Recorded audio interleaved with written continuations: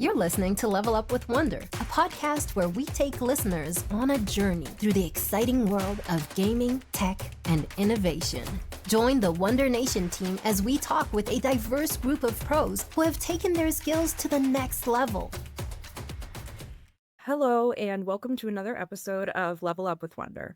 I'm your host, Jordan Myhawk. I'm a marketing specialist at Wondr Nation. March is Problem Gambling Awareness Month, and we're taking the time to highlight some of the great work that our partners at CCPG, the Connecticut Council on Problem Gambling, are doing. I'd like to welcome Shebrikea Warburton to the show. She is the program manager for the Multicultural Problem Gambling Prevention Program at the Connecticut Council on Problem Gambling. She has years of experience working at various nonprofit and public health organizations like Hartford Health and the Center for Disease Control and Prevention Foundation. In her current position, she designs and promotes activities that help the CCPG in their efforts to understand the culturally based motivation to gamble and increase protective factors within communities to decrease potential harm associated with gambling. So first of all, I just wanted to say welcome to the show, Shebrikea. So let's just get started with talking about your background. Kind of tell us, where did your career start and how it evolved? Sure. My career started at Community Health Resources in Manchester, Connecticut. It is a substance abuse and mental health clinic. I was working under the suicide prevention program there. That's where my career really first started and opened my eyes to the field of public health. From there, I went on to work for the Centers for Disease Control and Prevention Foundation, working on COVID-19 for a few years, and then shortly monkeypox for a little while before transitioning over to working on problem gambling. You have this background in nonprofit and public health, and problem gambling definitely does kind of fall into that category, but how did you decide to transition into working with problem gambling? Personal connection to problem gambling. Unfortunately, I do have an uncle who was affected. I come from a Caribbean background where we play a lot of dice and a lot of domino games, and that was what got my uncle hooked. I felt as if programs such as the Multicultural Problem Gambling Prevention Program, if programs like this were around, especially for individuals of my community and my culture, maybe my uncle would have had a different outcome. Yeah, definitely. I know that CCPG has kind of developed this multicultural program. Is that something that you have seen in other places, or is this program the first of its kind? It's one of the first of the kind that I've seen, which is great because it's allowed us to jump out the door and really get a lot of people excited about this program. So we're going to go into talking a little bit more about that program. You are the program manager for the Multicultural Problem Gambling Prevention Program. Could you just give us a quick overview of exactly what that is and why the program was developed? The impacts of legalized gambling in Connecticut study. It was a huge study done for the state of Connecticut, and it found that there were certain populations that were at a greater risk of developing gambling-related harm. Due to that, the multicultural program was developed, and I am responsible for the planning, coordinating, and implementing of the program here at CCPG. Nice. So what are some of the current initiatives that you're working on with this program? Few goals of the program are to design and promote activities that help us to understand the culturally based motivation to gamble. Through that, we want to increase protective factors in vulnerable communities in hopes of decreasing gambling-related harm. We also want to publicly promote the Know the Risks campaign and responsible gambling. And I know that you guys partner with some different organizations. Can you talk about some of those partners that you have with this program? Sure. We partnered with 5 nonprofit organizations here in the state of Connecticut. Each of them target a separate population that was identified from the impact study. Our organization that targets our veteran population is called Veteran Strong. Our organization that targets our Asian American Pacific Islander community is called the New England Asian American Cultural Center. Our Black Indigenous People of Color Focus organization was awarded to the Afro-Caribbean Cultural Center. Our Latin A and Latinx population was awarded to Windham Region Chamber of Commerce, and our LGBTQIA plus community was awarded to the Health Collective. Since you've revamped this program with these new organizations, what are some successes that you've seen so far? Oh, some amazing things have been happening so far. Our Veteran Strong organization has done a gambling awareness, public service awareness ad that is going wonderfully on YouTube. They've also recorded a segment on Nutmeg TV called Veterans Corner, where they spoke more about the program, its initiative, and all of the wonderful things that are happening. Our Asian American Pacific Islander focus organization really amped up their outreach since the start of Lunar New Year and has performed a lot of outreach in their community via surveys to assess gambling attitudes, awareness, and knowledge. They received a lot of information from that survey and have used that to plan a family friendly fun day happening in a few weeks where they will be having a lot of safeguarding measures of how to properly decompress. There will be a lot of kung fu performances and face painting. So, a lot of wonderful things are happening for the program. Nice. I think that's great because I think when we think about problem gambling programs, there really isn't that targeted aspect that you guys are kind of looking for. And so why do you Yes. think it is important to target and consider these specific populations and demographics when it comes to your programming? I think it's important to target these populations because, as stated before, the impact study shows that these communities unfortunately do make up a large percent of Connecticut's gambling revenue. We know that they gamble, and we're trying to figure out why exactly they gamble, what is motivating them to gamble, and how we can better help these communities. So when it comes to these different organizations that are participating, what is the process to get them involved in this program? Through a request for application process, they submitted an application where they had to detail a work plan of how exactly they would implement the usage of the grant funds, which happens to be $25,000.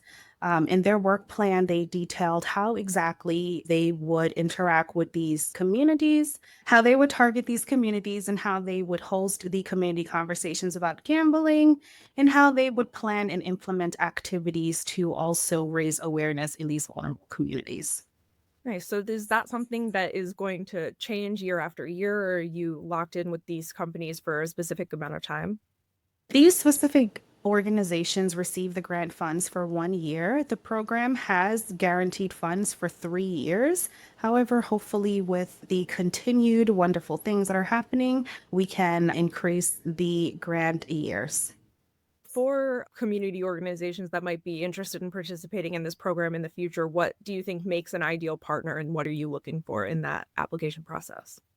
An ideal community partner would just be one that is willing to learn, as simple as reaching out for us to host a community conversation would certainly be a plus, an addition to your application, but just the willingness to learn and be involved in gambling prevention and in our gambling awareness meetings is the perfect candidate for us. For any of those organizations that might not have been selected, what are some other ways that they can help educate their communities about problem gambling? One of the main ways is through our ccpg.org website. We host a lot of trainings, free webinars. That is one of the main ways to stay involved and to remain active in the program and in the initiative. And also, again, simply reaching out us to host a community conversation or a lunch and learn at your organization is a wonderful way to stay involved. That's awesome. How long have you been in this position? I'm fairly new. I started August of 2024, so almost 1 year in. My proudest moment thus far was getting an AAPI organization to apply for the grant and to sign on. We know that Asian Americans gamble a lot, again, based on the impact study that was done for the state of Connecticut. However, just due to cultural barriers, there are resistances to meeting with someone of that community to speak with them about such a touchy subject. Getting one on board and selecting one and awarding one the $25,000 for the grant has definitely been one of my proudest moments thus far. And then also attending the grantees' community conversations and their activities. It's nice to see the turnout and to see the grant recipient excited to speak about the program. And I've been taking lots of pictures in the background like a proud mom. That's awesome. I think that's great because I mean, you have these organizations that know how to really connect with these specific populations, and then you're able to just help each other. So it's awesome. So, what kind of vision do you have for the future of the multicultural program? What are some goals that you might have or things that you want to do going forward? I would love to again see the program extend beyond the guaranteed 3 years. I would love for the program to be successful in its pilot year, so successful that we are able to fund more than just 5 organizations, because the impact of legalized gambling in Connecticut study did identify, unfortunately, plethora of communities who are at an increased risk for developing gambling related problems. This program only focuses on 5 so far. So hopefully in the future, we are able to extend it beyond just these and focus on more organizations to fund, to do the work to increase gambling prevention. Besides those 5 target populations that you're targeting specifically, what were some of the others that were mentioned? Individuals with a lower socioeconomic status. I do believe that individuals who are developmentally delayed. I do believe that also individuals, Department of Corrections, individuals with mental health, substance abuse issues. So very, very long, lengthy list. It's a wonderful study. I recommend everyone to check out the study. If someone is part of one of these target populations of your program and wants to get help, what are the steps that they should take? If they want to get help, one of the main ways they can do that is by directly calling CCPG.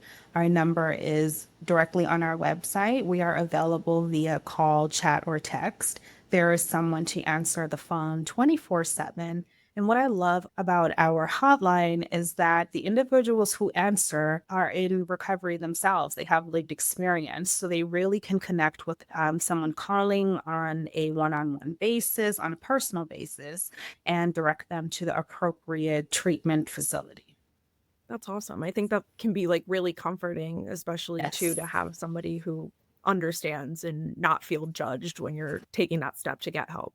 I agree. What other programming are you planning outside of Problem Gambling Awareness Month?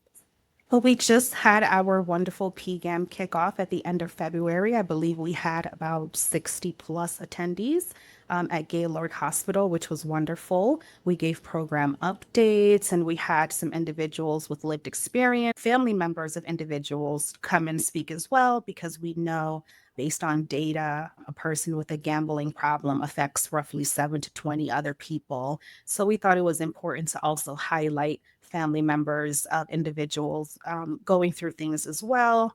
Outside of that, we're also supporting a lot of our other organizations with their PGAM events. And then also in April, we are hosting casino tours at both Foxwoods and Mohegan Sun, just to look around the property and to see if there's proper signage and to see if a person with any gambling issues would be able to find the help needed.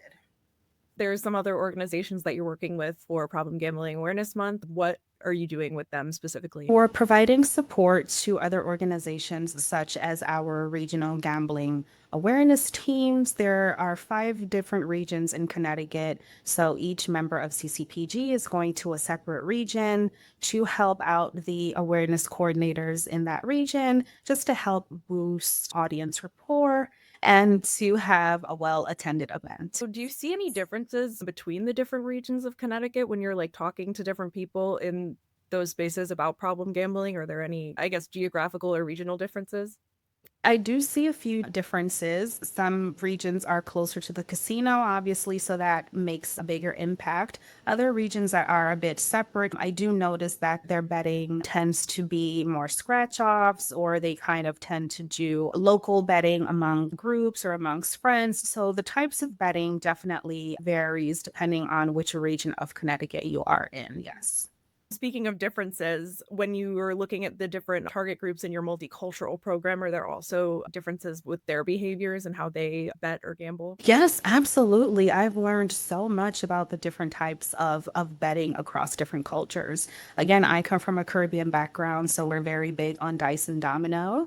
I learned recently that the Latino population is very big on rooster fights. And there's a game that they play from the time that they're children. I will probably butcher the name because I cannot pronounce it. But there's a game that they play from childhood where they hit a mango seed. And if you hit a person's seed, you get to take their seed. So you kind of see how little bits of gambling are integrated throughout different cultures. We also know that Asian American cultures, they play a lot of casino games and things of that nature. So yeah, the different types of gambling definitely varies across, cultures. About responsible gaming and problem gambling a little bit more generally, how do you kind of see responsible gaming and problem gambling programs changing over the next few years, or what do you want to see? Hopefully, I see it changing for the better. Hopefully, we get problem gambling recognized as a public health issue. Hopefully, we get a lot more eyes on this issue. Unfortunately, it is one that you cannot visibly see, unlike alcohol or any of those other major issues. It's gambling is one that you cannot physically see. Getting people to buy in and really see it as a possible issue has been very difficult. Hopefully, in the years to come, with programs such as the multicultural programs and all of the other wonderful programs at CCPG, really helps to shine light on the issue of gambling and that it can be an issue if left untreated or if left without knowing the risks. Definitely, definitely. And when you're talking about like that buy-in, are you talking about people on an individual level or more legislation or people higher up that aren't really seeing problem gambling as much of an issue? Both, I would say both. We do see a little bit of resistance when we do try to speak to vulnerable communities about problem gambling. We do receive pushback from community members who do not see it as a major issue. And also legislatively, same thing. Again, because it is something that you cannot physically see on a person, they do not deem it as a huge issue. Are there any upcoming events that are part of the multicultural program that Connecticut residents can participate in? Yes, absolutely. We have quite a few community conversations on gambling happening during the month of March for PGAM. Quite a few of our organizations are having them. Our Veteran Strong organization is forming one at the Burlington Senior Center. Our other organization, the Health Collective, is also performing another community conversation. Lots of things are happening in the month of March. Sounds great. And I know we're kind of talking about Connecticut programming specifically, but I know that we have listeners that might be in other states. So, what advice do you have for people in other states in a similar position to yourself that might want to execute a similar program? First, I would say assess your need. We've had an impact study done for the entire state of Connecticut, but maybe scale it back and have something done on a smaller scale, such as a survey to local neighborhoods to assess gambling needs, to see the gambling attitudes, to see what kind of materials are needed, to see if materials are needed in another language, and really build on that. Great advice. Some more advice for you to give. What advice do you have for young professionals looking to get into the problem gambling or public health spaces? Get involved as much as you can. Again, CCPG has a lot of webinars. A lot of them are free. Get involved in as many things as you can. Sign up for as many things as you can. The world of public health is huge, and there are many different topics that you can immerse yourself in. Even if there's a price tag attached to a convention or an event, I think that it would be worth the while to experience it and to soak up as much knowledge as possible and to see who are all in the room and to do as much networking as you can. I totally agree. Even though I've been in the gaming space for a couple years now, I feel like there's still so much more to learn. Like when it comes to this multicultural program, I think that it's a different approach to things that are already happening. It's really important that you're targeting specific demographics that might be ignored otherwise. And it's just helping me and the rest of the people within our organization kind of understand how to be better partners and different things that we can look for. Thank you so much, Shebrikea, for taking the time to talk with me today. Wondr Nation, we're always very proud to be partnering with CCPG, specifically this month with an upcoming community conversation. We're just excited to continue getting out in the community, making an impact, making those connections. So thank you so much for being such a great partner. Thank you for having me. It was wonderful speaking with you. I look forward to seeing everyone in person at the community conversation on the 24th. And I look forward to partnering with you all again in the future. Thank you for listening to Level Up with Wondr. Visit wondernation.com/level up for more podcast episodes about how we're reimagining the gaming entertainment industry. Want to level up your business? Visit our contact page at wondernation.com to inquire about our strategic consulting or management services.